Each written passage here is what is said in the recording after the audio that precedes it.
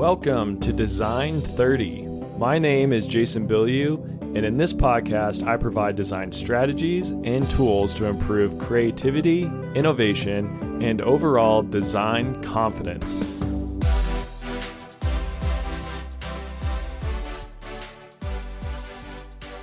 Sometimes you need a big win. And this past week at work, I was able to experience a pretty big win. So we've been working on this project for me, probably 4 or 5 months. Some other people on the team have been working on it for, I think, a year, maybe more. And it's this new product, this new system that we're working on very early on in the technology development stage. Just really trying to prove whether or not this proof of concept will even work. Do we have the capability of building this new product? And so as a way of just showing what we can do, of demonstrating what we've achieved, we came up with this idea of having a demo day. And the point of this demo day is demonstrate your technology, demonstrate your system. So we wanted to, this last Friday, actually put all of these subsystems that we'd been designing, put them together into the full system and see how it goes. Hit go, hit cool down on our systems, and just see in front of this whole group, because our demo day, it's for the entire company. That was the idea. We wanted people to come and see what we were working on, and as a way to kind of bring the company together and get buy-in from people all over the company. So there's a large group of people who are there to witness as we put all of these components together for the very first time. And that's actually a pretty terrifying thing. It's a big challenge. It's something that we had no idea whether or not it was actually going to work. I mean, obviously, we've been working hard on this for months. We've designed what we believe to be a system that will be manufacturable. It's going to perform the way we want it to perform. So we had hopes, obviously, that it would work and that we had done all of our calculations right and designed all of our parts correctly and made all of the right fabrication drawings. And then that we had hoped that our vendors were able to actually deliver on the parts that we had designed. And, it's a big system. There's probably, I don't know, a couple hundred, 300 or 400 parts, something like that all go into the system, all have to fit and work together. All of the holes have to have the right thread, the right clearances. You can't have interferences.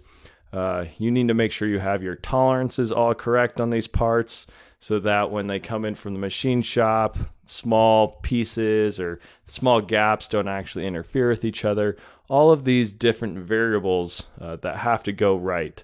I was thinking about it as we prepared for this demo day. I mean, there's probably 100 or 200 different things as we built up this system that were maybe 50-50 odds of being correct, maybe worse, or of being right. And all of those had to go right for this system to work, for this demo day to be a success, for us to get this big win. And so throughout the week, or the past couple of months, we've been putting stuff together and testing components. But really, we've just gotten all the parts this week. And demo day was, this was last week's, and demo day was on Friday. So it was just a mad dash throughout the week to put all these parts together, test fitments, and test subsystems if it was possible. And so the whole week just working hard, working long hours, pretty nerve-wracking actually, because at any moment, I just had this thought, at any moment, something in this could go wrong. And all it takes is for 2 parts not to fit together. And this whole demo day that we've been planning on for months and shooting for, and, it kind of, not that it was a competition, but you kind of get this competitive spirit that you want to make it to that day and you want to deliver this awesome display of technology that's going to impress your coworkers. It's going to show people that you know what you're doing, that it'll give them confidence in what's going on in our product development group. So there's a lot of, a sort of pressure associated with it due to those reasons. And so all week, just putting everything together, making sure stuff fits. And it was just one small win after one small win after one small win. And then a challenge would pop up and you'd have to, think pretty fast on your feet. How am I going to solve this? Oh, we don't have these parts. What can I do to replace that? And it was just one little thing after another like that. But we just kept meeting the challenge and kept succeeding at it, to be honest.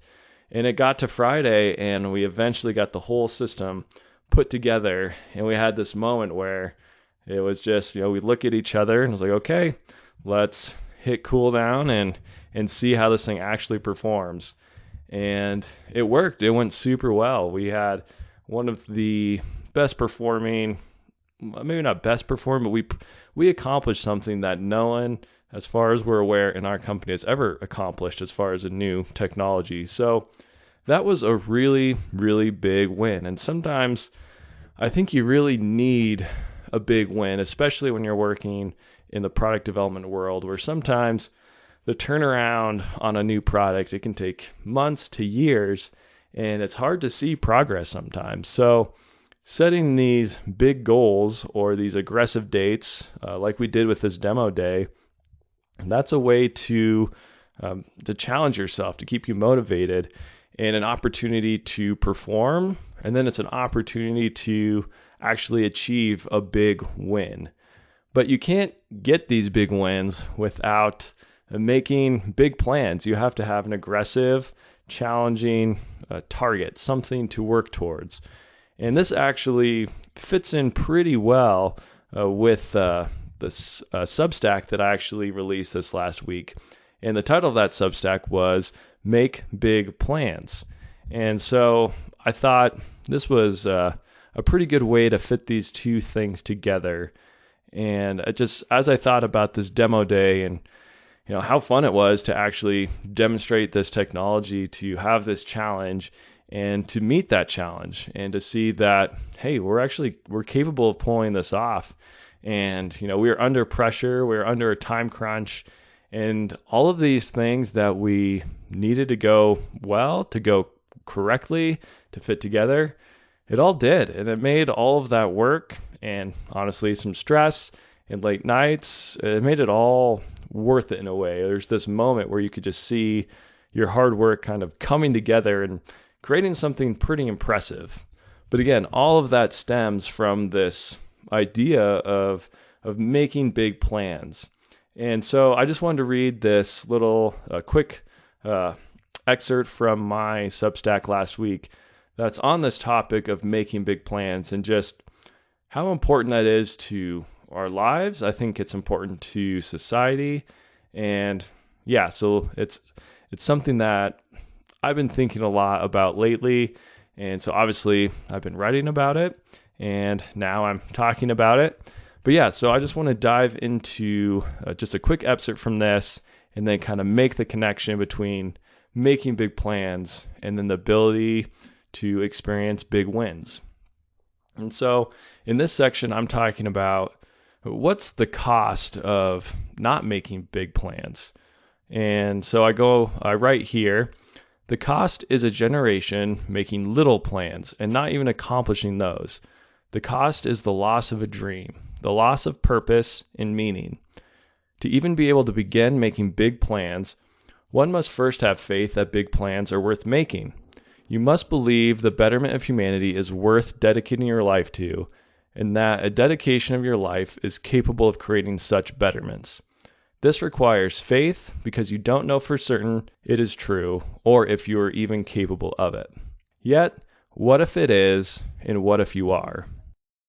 And so this demo day that we did, obviously it wasn't this big, huge event. We're not supplying clean drinking water to the world. This moment wasn't something that is going to change the world forever, but it was something that was very meaningful. For me, it drove I don't know, provided a lot of purpose and inspiration and excitement over the last couple months, and it helps you have some sort of concrete outcome of what you've been or what you're working towards and what you have been working towards. And so that's what you need. Sometimes you need a big win, and that keeps you motivated. It keeps you excited. It also, I think it keeps you disciplined. It shows you how your discipline over the past months or years has led to this moment, has led to some new creation, some new product, something tangible. So I guess my advice and my point from this whole episode is simply this. Sometimes you need a big win, and to get a big win, you need to make big plans. So don't plan small. Go for big things. Go for things that excite you, for things that motivate you. And I think those are the things that are going to have a big impact on the world. And that's the whole point of what we're doing with design, right? You're trying to create things that are going to positively impact the world, humanity, whatever the case might be, whatever you feel that your life is worth dedicating, or what you feel is worth dedicating your life to. So that's the main takeaway from this episode. Sometimes you need a big win, and to do that, make some big plans, go for it, and see how it goes.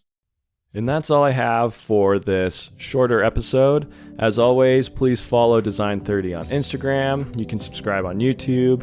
And then, of course, you can become a free or a paid subscriber to the Design30 Substack and read this article that I referenced in this episode.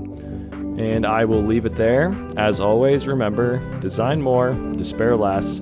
Thanks for listening.